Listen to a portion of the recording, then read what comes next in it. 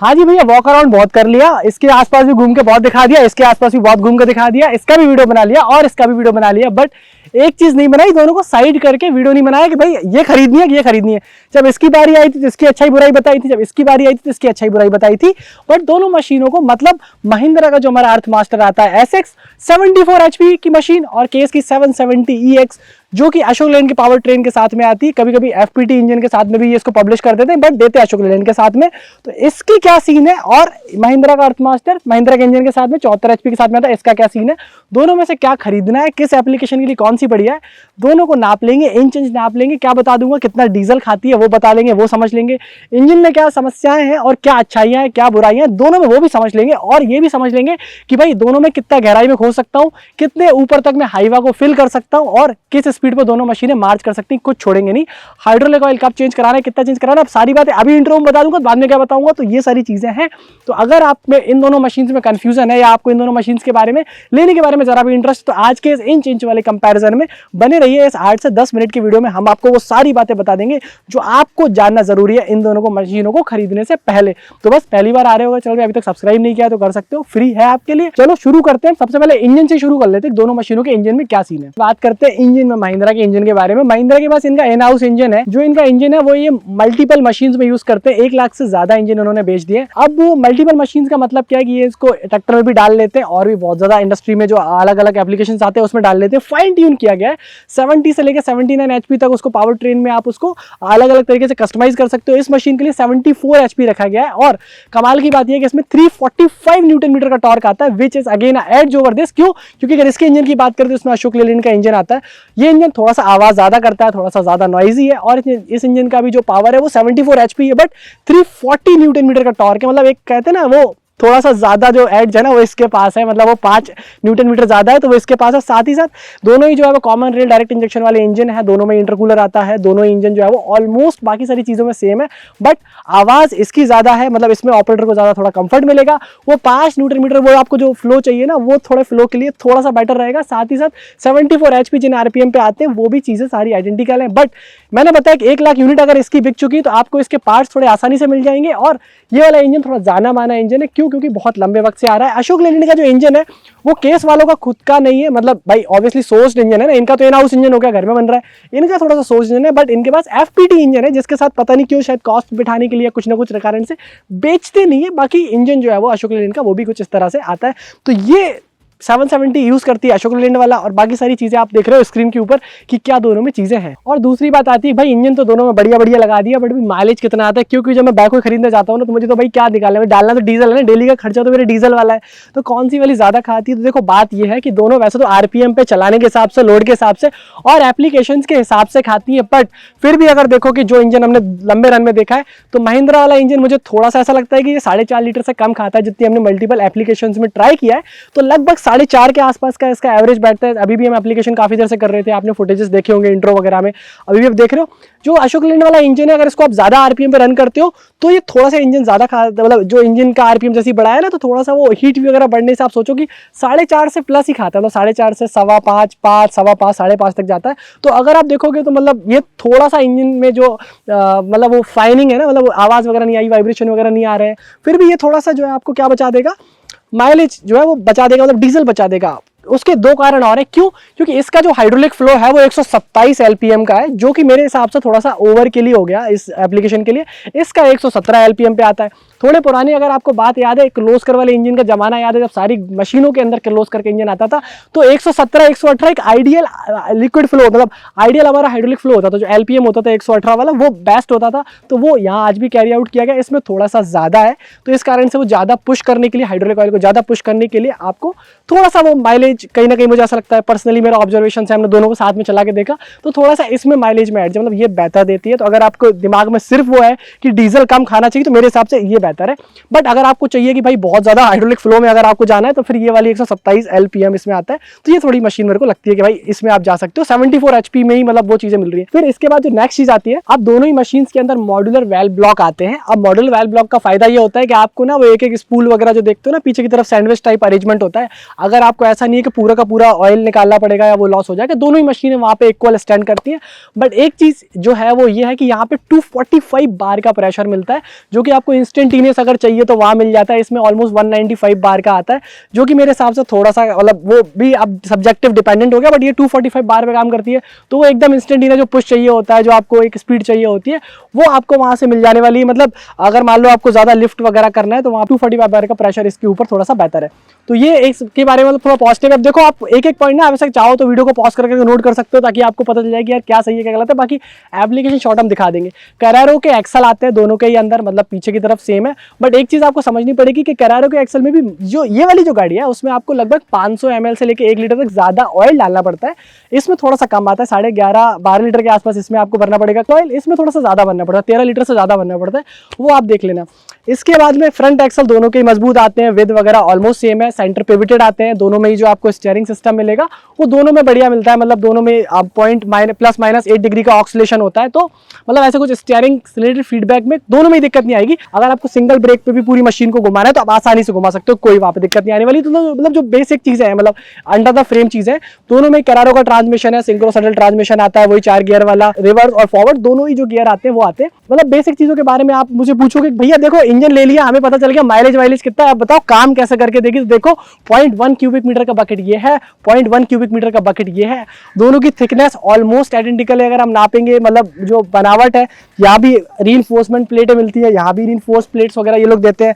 जो कंपनी से मशीन आती है आप बिल्कुल उतारोगे पेटी पर तो बहुत अंतर नहीं है, बट एक चीज का अंतर है कि अगर देखोगे कि इन दोनों की डेप्थ में, मतलब जो हीप लगाते हैं, मतलब अगर आप हीप लगाओगे तो ये बेहतर है ऊपर तक सामान भरना, इसमें सामान स्पिल नहीं होता, काइंड ऑफ स्पिल प्रूफ है। मतलब जब आप जैसे जाओगे थोड़ा मार्च करना है, बंदे को डंप करना है, तो इसमें बेहतर है। इसमें थोड़ा सा ऐसा होता है कि जो बकेट का शेप है वहां से साइड से भी आप देखोगे तो आपको थोड़ा सा लगेगा कि थोड़ा सा स्पिल होगा। मतलब इसमें आप वो कहते हैं ना हीप नहीं लगा सकते, टॉप नहीं लगा सकते, थोड़ा सा इसमें वो चीज है। बाकी मशीन की अगर जो आपका यहाँ पैरेललोग्राम वाला जो फ्रंट का फ्रेम है, इसका भी जो फ्रंट का फ्रेम है, इसमें थोड़ा सा एकदम स्ट्रेट आर्म आता है। इसमें क्या है, थोड़ा सा ये जो है वो टिल्टेड आता है। तो इससे फायदा क्या होता है, इसमें थोड़ा टिल्टेड आता है, तो इससे फायदा क्या होता है कि इसमें थोड़ी सी विजिबिलिटी सब्जेक्टिव है ऑपरेटर के साथ। मुझे ये वाली थोड़ी बेहतर लगती है, क्योंकि थोड़ा सा वहां से वो टिल्टेड आता है, थोड़ा सा बेहतर आता है। आगे की तरफ भी फ्रेम स्ट्रक्चर देखोगे, रोबस्टनेस देखोगे, तो दोनों की ऑलमोस्ट आइडेंटिकल आती है। दोनों में ही अंदर की तरफ रीइंफोर्समेंट मिलते हैं, जिस कारण से मतलब आपको कोई दिक्कत नहीं होगी। बाकी पिंस बुशेस की बात करें तो इसमें थोड़ा बेहतर है, आपको ग्रीस करना वगैरह, मेंटेन करना वगैरह, इसके पिंस बुशेस बेहतर लगेंगे। और साथ में आपको इसके जो पंप है और इसके जो पंप है, मतलब जो हाइड्रोलिक सिलेंडर्स की बात करें, अगर इसके जो हाइड्रोलिक सिलेंडर है और इसके जो हाइड्रोलिक सिलेंडर है, उनमें आपको कुछ बहुत खास डिफरेंस नहीं आएगा, मोर देन कि दोनों का स्ट्रक्चर जो आगे का है वो डिफरेंट है। इसमें आपको स्ट्रेट आर्म मिलता है, इसमें आपको थोड़ा सा जो है वो ट्वीक किया हुआ मिलेगा, तो वो एक चीज आपको देखने को मिलेगी। बट दोनों की जो फ्रंट की कैपेसिटी है वो ऐसी है कि 0.1 वो टाई होता है, बट इसमें आप हीप ज्यादा लगा सकते हो। फिर से रिपीट कर रहा हूं, अगर आपको हाईवा भरना है, मतलब फॉर एग्जांपल, तो दोनों ही मशीनों में रैंप लगाने की जरूरत नहीं पड़ेगी। ऑलमोस्ट जो है वो 13, मतलब जो आपका एक स्टैंडर्ड हाईवा का लेंथ होता है, मतलब अगर आपने हाईवा को भी ऐसे ऊंचा नहीं करवा लेते लोग, अगर हाईवा को ऊंचा नहीं करवा रहे तो मशीन को भी आपको रैंप लगा के भरने की जरूरत नहीं पड़ेगी। दोनों ही मशीनों में ये चीज है। इसमें थोड़ी सी बेटर विजिबिलिटी है भरने के लिए, क्यों? क्योंकि आगे से जो स्ट्रक्चर है वो थोड़ा सा बेटर है, इसमें स्ट्रेट आर्म मिलता है, तो वो एक चीज आपको देखनी पड़ेगी। अब आओ बात करते हैं रियर बकेट के बारे में। दोस्तों अगर बात करें बैकहोल बकेट की, तो इसके अंदर जो है वो 0.26 क्यूबिक मीटर का बकेट आता है, इसके अंदर 0.27 क्यूबिक मीटर का आता है। मतलब ये थोड़ा सा ज्यादा भर सकता है। इसका भी हीप जो है, मतलब पीछे से भी आप जब हीप लगाओगे तो थोड़ा सा बेहतर लग सकता है। एक सबसे प्लस जो इस महिंद्रा के साथ में जाता है, अर्थ मास्टर के साथ में जाता है, क्यों इसको अर्थ मास्टर ही कह देते हैं वो इसलिए क्योंकि इसमें ऑलमोस्ट 5 मीटर का रीच मिलता है आपको, मतलब आप 5000 mm का, मतलब 4950 समथिंग प्लस मिलता है, जबकि इसमें 4.4 ही मिलता है, मतलब ये 4.4 मीटर जाता है। सीधा सीधा ट्रांसलेट होता है कि जो आपको 500 mm के आसपास का जो डिफरेंस मिल रहा है उसमें आपको ये उतनी इसकी रीच कम है। उस कारण से फायदा क्या होता है इसके अंदर कि आपको मार्च कम करना पड़ता है गाड़ी को, और ज्यादा रीच से आप ज्यादा कर सकते हो। साथ में अगर डिक की भी बात करें तो ये जो है वो ज्यादा डिक कर सकता है, ये कंपैरेटिवली कम डिक कर सकता है। कुछ नंबर्स हैं, आप देख लो डायरेक्टली स्क्रीन के ऊपर आपको आ रहे हैं, तो आप समझ जाओगे कि यहाँ पे कौन सा नंबर जो है क्या है, टीयर आउट फोर्स वगैरह क्या है, तो वो वहां से देख के समझो। बट बेटर है कि 0.27 क्यूबिक मीटर का बकेट वगैरह है और स्टैंडर्ड है, मतलब ऐसा नहीं कि वो कुछ स्पेशल अटैचमेंट करके बनाया हो, नॉर्मल वाला जो आता है वही आता है। तो ये एक बहुत एडिशनल एडवांटेज इसके अंदर है। और एक चीज और कि अगर मार्चिंग की बात आई है तो ये वाली जो मशीन मार्च कर सकती है वो ऑलमोस्ट 38-39 किलोमीटर पर आवर तक मार्च कर सकती है। इसका थोड़ा सा मार्चिंग स्पीड लैग करता है, मतलब थोड़ा सा मार्चिंग स्पीड कम है, 34-35 तक जाती है, तो थोड़ा सा स्लाइट एडवांटेज यहाँ पे आपको है कि ये जो है वो थोड़ा सा ज्यादा स्पीड में मार्च कर सकती है। तो अगर आप मान लो दो साइड्स पे साइमल्टेनियसली काम कर रहे हो, मतलब दो साइड्स पे बाजू बाजू में काम कर रहे हो, तो इस पर थोड़ा मतलब आपको अगर शिफ्ट करना है तो मशीन की शिफ्टिंग इससे ईजी हो जाती है कंपैरेटिव टू इसको। और वो रियल वर्ल्ड में जब आप मशीन साइड बाय साइड चलाओगे तो आपको थोड़ा सा फर्क समझ में आएगा, प्रोडक्टिविटी में भी समझ में आता है। दोस्तों अगर बात करोगे इसके अंदर एक एडिशनल चीजें आती है जो आजकल जरूरी है, मतलब अगर आप मार्केट लीडर को भी देखोगे तो वहां भी आती है कि इसके अंदर टेलीमेटिक्स आते हैं। महिंद्रा इसको आईमैक्स टेलीमेटिक्स कहता है। काफी मेच्योर्ड तरीके के टेलीमेटिक्स, इनका जो पावर हाउस है, वेयर हाउस है, वो बहुत मेच्योर्ड सा है। मतलब ये जो आईमैक्स टेलीमेटिक्स आते हैं उससे आप जियो फैंस कर सकते हो, मशीन की लाइव लोकेशन, इंजन आइडलिंग वगैरह बहुत सारी चीजें कर सकते हो।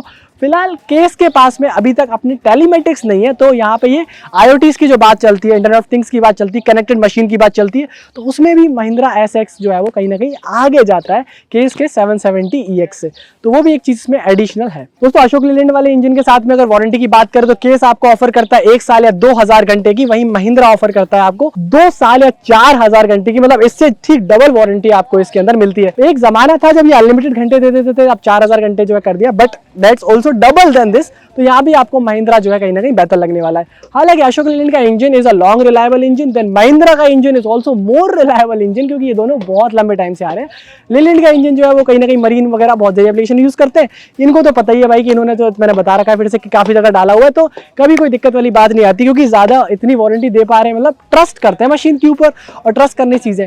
महिंद्रा के साथ में कुछ और चीजें जुड़ी है, जैसे इनका एम आश्रय जुड़ा हुआ है, जिससे कि आपको बहुत सारी चीजें और मिल जाती है, एक्सीडेंटल कवर वगैरह मिल जाता है, चैसी इंश्योरेंस वगैरह मिल जाता है, बहुत सारी चीजें उस एम आश्रय पे, एम आश्रय के ऊपर एक दिन वीडियो अलग से, बट इसके साथ में थोड़ी सी वो चीजें जो है वो थोड़ी सी मुझे ऐसा लगता है कि कम है। दोस्तों अगर एक लास्ट कंक्लूजन की बात करें जो कि मेजर मेंटेनेंस की बात है, तो मेंटेनेंस में अगर बात करोगे जो हमारी मार्केट फीडबैक है, जिन ओनर्स ने चलाया है, मतलब इसको चलाया और जो इन्होंने चेंज कराई है, चीजें चेंज कराई है, फर्स्ट 3 सर्विस अगर इसकी ले लें और फर्स्ट 3 सर्विसेज की ले लें 1 साल का, मतलब जो अगर हम मोटा मोटा मान लें तो इसके अंदर आपको ऑलमोस्ट 1,10,000 से लेकर 1,20,000 तक का खर्चा आएगा।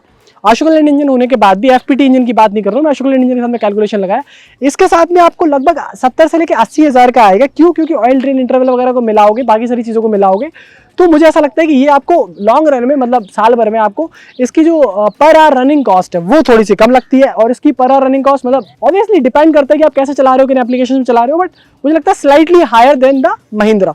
अब चलो मशीन के आसपास कुछ और मैं आपको घूम के बेसिक चीजें बता देता हूँ। जैसे इसमें एयर फिल्टर आता है, और इसके अंदर एयर फिल्टर ऐसी कोई चीज़ों की बात नहीं होती है, इसको डेली क्लीन करना है, 500 घंटे पे चेंज कराना है। इसमें 1000 घंटे वाला सीन है, मतलब थोड़ा सा डिफरेंस तो है ना। चलो वो सारी बातें और कर लेते हैं, फिर हम करेंगे वीडियो को कंक्लूड। दोस्तों अगर हम महिंद्रा के पीछे जो रीइंफोर्स प्लेट है उसको, हाँ अगर हम इसको नापते हैं तो आप देखो कि ऑलमोस्ट 18.4 mm दिखा रहा है। अगर मैं इसको कहीं से भी नाप लूँ, मतलब ऐसा नहीं है ऐसा नाप लूँ, अगर तो कहीं से भी नाप लेता हूँ, कहीं से भी नाप लेता हूँ ना, आप एक कांस्टेंट रीडिंग देखो कि यहाँ पे कांस्टेंट रीडिंग आ रही है। और ये मट्टी साफ कर देता हूँ, यहाँ देखो ये ऑलरेडी यहाँ पे वेल्डिंग हो रखी है, तो यहाँ पे काफ़ी कम है, मतलब ये ऑलरेडी है। तो अगर आप यहाँ देखोगे तो ये बहुत ही ज़्यादा कम है, मतलब ये ऑलमोस्ट 12 के आसपास, 11, 12, 10, तो यहाँ पे आ रही है। मैं कहीं भी घुमा दूंगा, मट्टी वट्टी भी लगी है, तो ये थोड़ा सा मुझे थिकनेस, इसका पर्टिकुलर जो थिकनेस है वो कम लगता है इसके कंपैरिजन में। बाकी ये जो मशीन है इसका अगर एज फ्रेम देखोगे थोड़ा सा आपको मतलब थोड़ा सा मतलब नहीं अजीब सा इसका एज फ्रेम लगता है, अजीब सा इन द सेंस, मतलब उसके कंपैरिजन में आपको थोड़ा कम मॉड्यूलर लगेगा। इसका वेल ब्लॉक जो है वो ज़्यादा मॉड्यूलर है, हालांकि वेल ब्लॉक दोनों के मतलब ऑलमोस्ट एक से ही है। और इसका ग्राउंड क्लियरेंस आपको ऐसा लगेगा कभी कभार, मतलब आगे से या पीछे से, कि थोड़ा सा मतलब फंसता है वो, बट इसमें महिंद्रा में ऐसा मुझे कोई एक बार भी लगा कि ये वाला गाड़ी फंसेगा। तो अगर आपको महिंद्रा और केस से चूज करना है तो आप एक बार दोनों का ट्रायल ले लो, मैं कहता हूँ ट्रायल ले लो एक बार। आप ट्रायल लेने से आपको ज़्यादा चीज़ें समझ में आ जाएंगी। और इसका इंजन देखो थोड़ा सा यहाँ से एक्सपोज सा लगेगा आपको, ये आगे से इसका हुड खुलता है, वो पता नहीं क्यों ऐसा होता है। इसका भी हालांकि सीन वैसा ही है, बट इसका थोड़ा सा इंजन अंदर की जाली वाली लगी हुई है, चीज़ सही है। उसमें आती है जाली, शायद उन्होंने हीटिंग के लिए निकाल दिया या जो भी सीन है, क्योंकि हमारे पास ब्रांड न्यू मशीन है, इसके बाद ही हम शूट करने आए थे, और ये थोड़ा सा सीन है। दोस्तों ये सारी बातें थी दोनों गाड़ियों के बारे में। आपने एप्लीकेशंस देख लिया, दोनों का चलने में देख लिया, क्या सारी चीज़ें हैं। मशीन्स की कॉस्ट की बात करें तो आई थिंक अगर आप डीलर नेगोशिएशन पे जाओगे, फाइनल टेबल पे जाओगे, तो इसमें आप कुछ पैसे और बचाओगे। जब खरीद के घर ले आओगे, इसको चलाओगे, तब आप इसमें लंबे रन में थोड़े बहुत पैसे और बचाओगे कंपेयर टू दिस। मशीन दोनों बढ़िया है, मतलब ऐसा नहीं कह रहे कि भाई ये बिल्कुल ही नहीं लेना है या ये बिल्कुल नहीं लेना है। कुछ एप्लीकेशन स्पेसिफिक के लिए हो सकता है ये बेहतर हो, क्योंकि यहाँ पे मतलब कुछ चीज़ों के लिए मैंने बताया ना, कुछ चीज़ें जैसे कि मतलब ये 127 LPM वाली मशीन है, ये आपको 117 LPM वाली मिलेगी, बट यहाँ पे आप देखोगे कि जो आपका प्रेशर है, मतलब वो आपका 250 है, यहाँ पे आप देखोगे तो वो आपका काफ़ी कम है, मतलब अंडर 200 है, 195 के आसपास आता है। तो एप्लीकेशन स्पेसिफिक चीज़ें हैं, बट आप फिर भी एक बार मेरा मन है कि आप जाओ महिंद्रा की डीलर नेगोशिएशन पे जाओ, और एक बार अगर मन करे उसके बाद तो आप यहाँ भी जाना, और आपको पता चलेगा कि महिंद्रा इज थोड़ा सा बेटर देन दिस वन। और भी आपको बाकी कंपैरिजन हमारे चैनल पे लेंगे बैकवे टू बैकवे, तो आपको एक स्पष्ट आइडिया लग जाएगा माइंड में कि यार कौन सी बैकवे मुझे लेनी है। बाकी आप हमेशा टेस्ट वेस्ट करके जो आसपास चल रही है उनसे पूछ के जो आपने डिसीजन ले लो, क्योंकि अल्टीमेटली इट्स योर मनी, आपका हार्ड एंड मनी है, आपको मशीन के अंदर डालना है।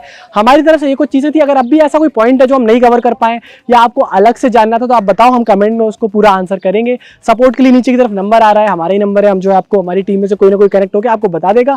फिलहाल के लिए इस वीडियो में इतना ही है। उम्मीद कर रहे हैं अगर पसंद आया वीडियो तो आप लाइक करेंगे, शेयर करेंगे और सब्सक्राइब हमारे चैनल को करके जाएंगे। सारी चीज़ें फ्री हैं आपके लिए। मिलेंगे आपसे ऐसे ही वीडियो में, तब तक नमस्कार, जय हिंद, वंदे मातरम।